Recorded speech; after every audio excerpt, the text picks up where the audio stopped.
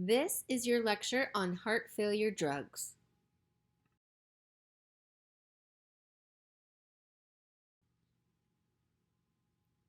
Heart failure results from structural or functional impairment of the heart that reduces the ejection of blood and/or ventricular filling. You can have left, right, or mixed heart failure. You should be familiar with what left or right-sided is, and this should be a pretty good refresher from physiology. So as a gentle reminder, your left-sided heart failure backs up into your pulmonary vasculature. You're going to see pulmonary edema, coughing, shortness of breath, and dyspnea. For right-sided, that's backing up into your systemic circulation. You'll see peripheral edema, jugular venous distension, JVD, hepatic congestion, and ascites. We do utilize lab tests to determine our severity of heart failure, one of them being BNP, our brain natriuretic peptide. Typically, our goal is to have our BNP less than 100. This is the gold standard for identifying severity of heart failure, and it's released in response to stretch. It's more sensitive than our atrial natriuretic peptide in diagnosing our heart failure.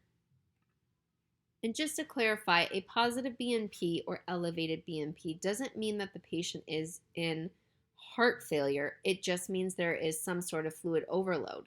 So we need to do further investigation depending on the patient's signs and symptoms to better determine what's going on. There are also non-pharmacologic interventions that we need to be mindful of for our patients with heart failure. A lot of it is dietary changes, restricting our water.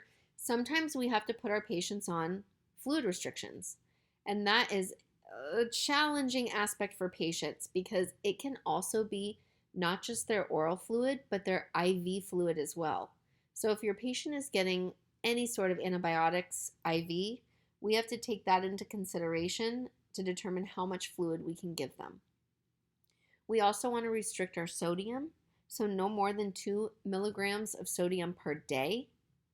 We try to encourage no smoking. That is going to deprive myocardial cells of oxygen, and that's just going to make our problem even worse. We also want to encourage mild exercise. We don't want the patient to go into a point where they can't breathe, but a little bit of exercise is going to be extremely beneficial. We would like to also decrease our alcohol intake and reduce our overall weight.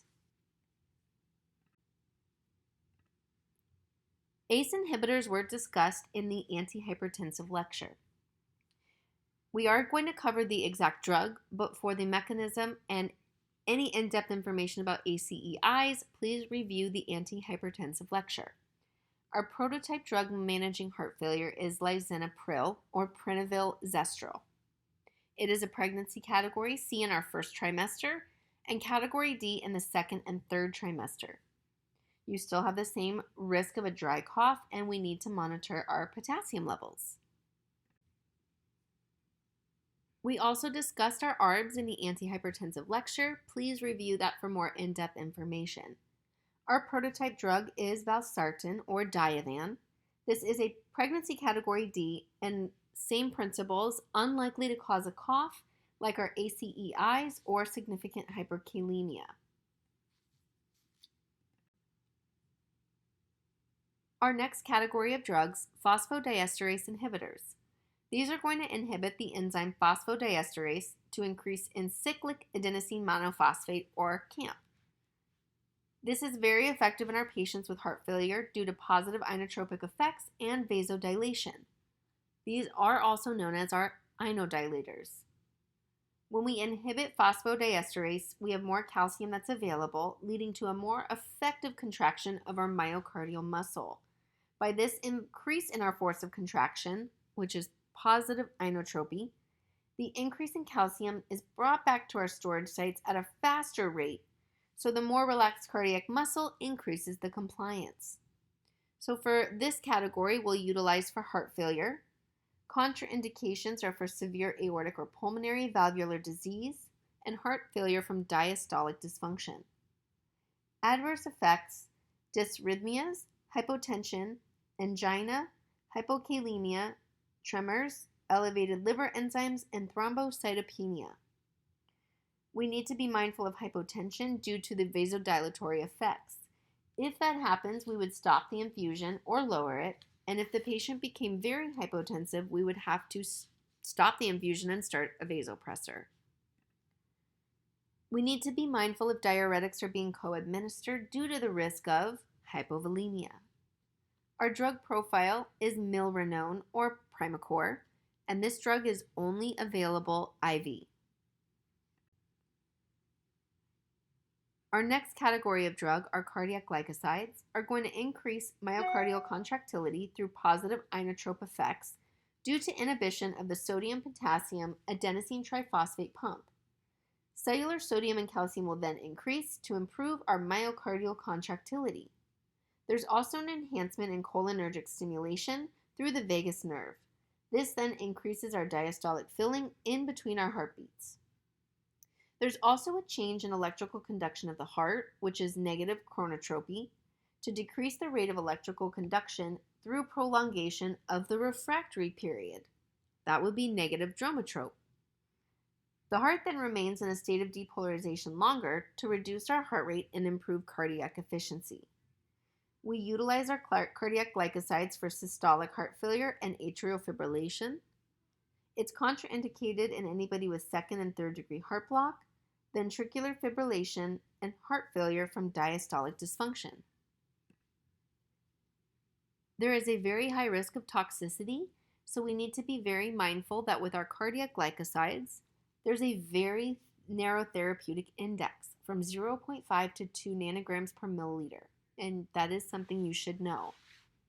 Hypokalemia and hypomagnesemia can potentiate digoxin toxicity, so we have to watch those closely. Impaired renal function is also a factor in digoxin toxicity, so we need to watch that renal function closely again. Signs of digoxin toxicity is bradycardia, headache, dizziness, confusion, nausea, and visual disturbances, and you'll see yellow-green halos. Those are our very common signs to watch for with this medication. If there is very severe toxicity, we do have an antidote that's called digoxin immune fab. Interactions. Our prototype drug digoxin has serious interactions with amiodarone, quinidine, and verapamil, as this can possibly increase digoxin levels by 50%. For nursing considerations, we must watch the electrolytes closely, especially potassium and magnesium. We also must check our apical pulse before we give it, and the apical pulse should be no less than 60 beats per minute. If it is, we need to call and clarify because we will likely be holding the dose. We also need to watch for signs of toxicity and educate the patient what to watch for. Our prototype drug, digoxin or Lanoxin, and that is the only cardiac glycoside available. IV onset is 5 to 30 minutes, a peak of 1 to 4 hours, half-life 35 to 48 hours, and a duration of 3 to 4 days. For PO, the onset is 1 to 2 hours with a peak of 2 to 8 hours, half-life of 35 to 48 hours, and a duration of 3 to 4 days.